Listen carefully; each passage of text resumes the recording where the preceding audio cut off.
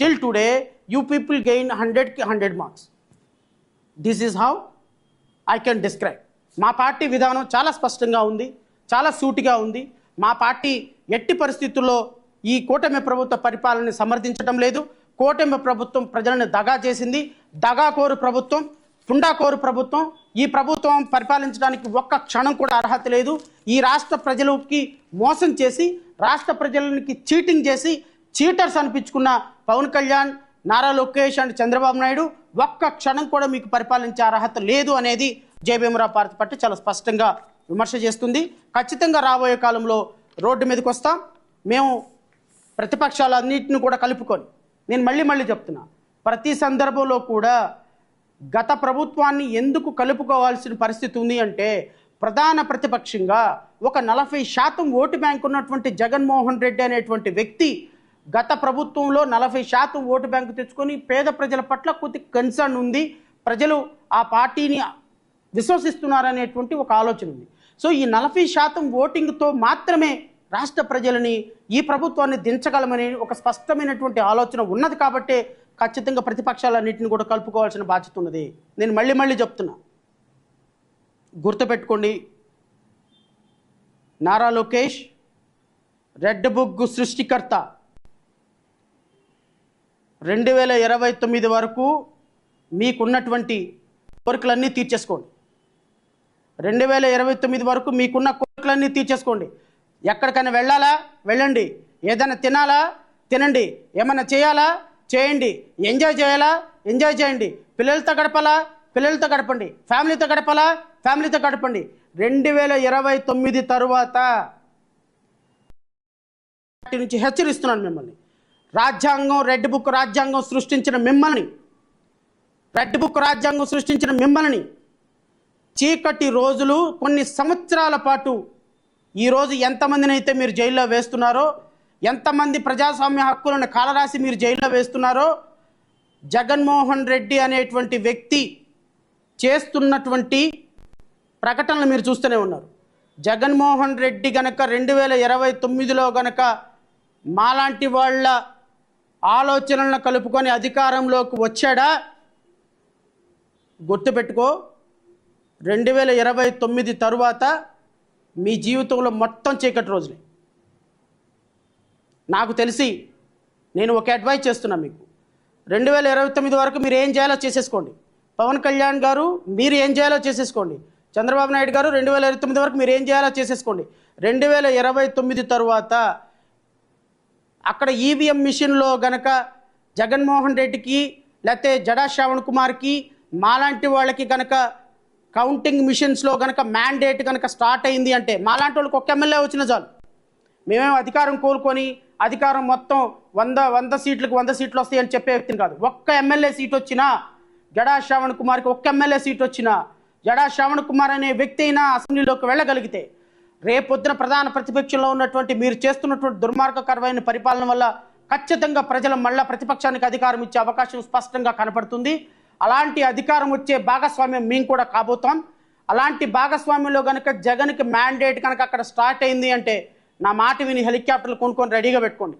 ఏ క్షణం అయినా సరే మ్యాండేట్ స్టార్ట్ అయినా, ఒకళ్ళు పర్మనెంట్గా సింగపూరు, ఇంకొకళ్ళు పర్మనెంట్గా అమెరికా, ఇంకొకళ్ళు పర్మనెంట్గా స్విట్జర్లాండ్. ఎందుకంటే స్విట్జర్లాండ్ అంటే చాలా ఇష్టం అని పవన్ కళ్యాణ్ చెప్తుంటాడు. You better to purchase a house. 2029 తర్వాత ఈ దేశంలో, ఈ రాష్ట్రంలో మీ ఆనవాళ్ళు కనపడితే ఇంకా అది మీ కర్మ. ఆనవాళ్ళు కనపడితే అని నేనైతే అనుకోవటం లేదు. ఎందుకంటే ఒక రెడ్ బుక్ రాజ్యాంగాన్ని సృష్టించినటువంటి మీకు ఈ ప్రజాస్వామ్య దేశంలో బ్రతికే హక్కు అయితే లేదు. ఒక రెడ్ బుక్ రాజ్యాంగాన్ని సృష్టించి కనపడిన ప్రతి ప్రజాస్వామ్యవాదిని లోపలేస్తున్నటువంటి మీకు ఈ రాష్ట్రంలో ప్రజాస్వామ్యంలో బ్రతికేటువంటి హక్కు మీకు లేనే లేదు. మీరు ఉంటే జైల్లో అయినా ఉండాలి, లేదా దేశం విడిచైనా పారిపోవాలి. ఈ రెండిట్లో చాయిస్ ఈజ్ యువర్స్. మీరు ఇక్కడ ఉంటే మాత్రం నో డౌట్, ఆంధ్రప్రదేశ్ రాష్ట్రంలో మీరు ఉంటే మాత్రం నో డౌట్, నేను మళ్ళీ చెప్తున్నా, ఉంటే జైల్లో ఉంటాం, లేదా దేశం విడిచి పారిపోవటం. ఈ 4 సంవత్సరాలు మీరు ఏం చేస్తారో చేయండి, మీ ఇష్టం. పవన్ కళ్యాణ్, చంద్రబాబు నాయుడు, నారా లోకేష్ మీరు ఏం చేస్తారో చేయండి. తెలుగుదేశం కూటమి నాయకులు మీరు ఏం చేస్తారో చేయండి. బికాస్ మీకుంది 4 ఇయర్సే. ఈ 4 ఇయర్స్ తర్వాత democracy will restore. Once democracy restore అయింది అంటే రాచరికం నిలబడదు సార్. ప్రజాస్వామ్యం రిస్టోర్ అయింది అంటే ఇక రాచరికం రాజులు లేరు, రెడ్ బుక్ రాజ్యాంగాలు లేవు, మొత్తం గ్రీన్ బుక్ రాజ్యాంగమే, ప్రజాస్వామ్య రాజ్యాంగమే. మీరు తెల్ల చొక్కా వేసుకొని నీతి వాక్యాలు చెప్పి ప్రజలని పక్కకొచ్చి రెడ్ బుక్ రాజ్యాంగంతో మేము లోపలేసేస్తాం, పొడిచేస్తాం, కుసివేస్తాం, నలిపేస్తాం, చిదిమేస్తామంటే కుదరదు. సో భవిష్యత్తు మీకు 4 సంవత్సరాలు ఇచ్చింది, 1 ఇయర్ అయిపోయింది అదృష్టం కొద్దీ. మీరు ఎంతమంది ప్రైమా ఫేసి వేసుకున్న లోపల వేసుకున్న వాళ్ళు వేసుకున్నారు, బట్ ఇంకో 4 ఇయర్స్ ఉంది. ఈ 4 ఇయర్స్లో మీ కోరికలన్నీ తీర్చేసుకోండి. 4 ఇయర్స్ తర్వాత ప్రజాస్వామ్యం మళ్ళీ రిస్టోర్ అవుతుంది, గుర్తుపెట్టుకోండి. ప్రజాస్వామ్యం రిస్టోర్ అయిన రోజున రాచరికానికి చీకటి రోజులు వస్తాయి. అండ్ ఫైనల్గా నిన్న అమరావతి మీద చేసినటువంటి కామెంట్స్ జేబీఎం భారత్ పార్టీ చాలా తీవ్రంగా ఖండిస్తుంది. సాక్షి ఛానల్లో చేసినటువంటి comments not at all acceptable. Senior జర్నలిస్ట్గా 2 వ్యక్తులు మాట్లాడుకునేటప్పుడు చాలా సంయమనం పాటించాలి. మహిళల గురించి మాట్లాడేటప్పుడు చాలా సంయమనం పాటించాలి. అమరావతి గురించి, ఒక ప్రాంతం గురించి మాట్లాడేటప్పుడు చాలా సంయమనం పాటించాలి.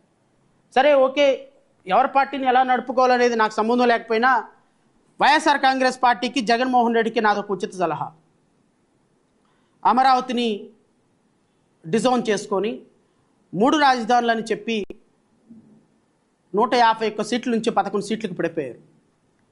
మీరు 11 సీట్ల నుంచి 0 సీట్లకు రాకుండా ఉండాలి అంటే అమరావతి విషయంలో పాజిటివ్గా నిర్ణయం తీసుకోమని నేను మిమ్మల్ని కోరుతున్నా. దయచేసి మీ పాలిట్ బ్యూరో సమావేశాన్ని నిర్వహించండి. పాలిట్ బ్యూరో సమావేశంలో అమరావతిని యాక్సెప్ట్ చేస్తూ ఖచ్చితంగా నిర్ణయం తీసుకుంటే మీ పార్టీకి భవిష్యత్తు ఉంటుంది. అవసరమే లేదు మా ఇష్టం వచ్చినట్టు మేము 3 రాజధానుల్లో ఉంటాం అంటే అటు రాయలసీమ వాళ్ళు, ఇటు ఉత్తరాంధ్ర వాళ్ళు, ఇటు ఆంధ్ర వాళ్ళు ఎవడు ఓటు వేయకుండా పోతారు.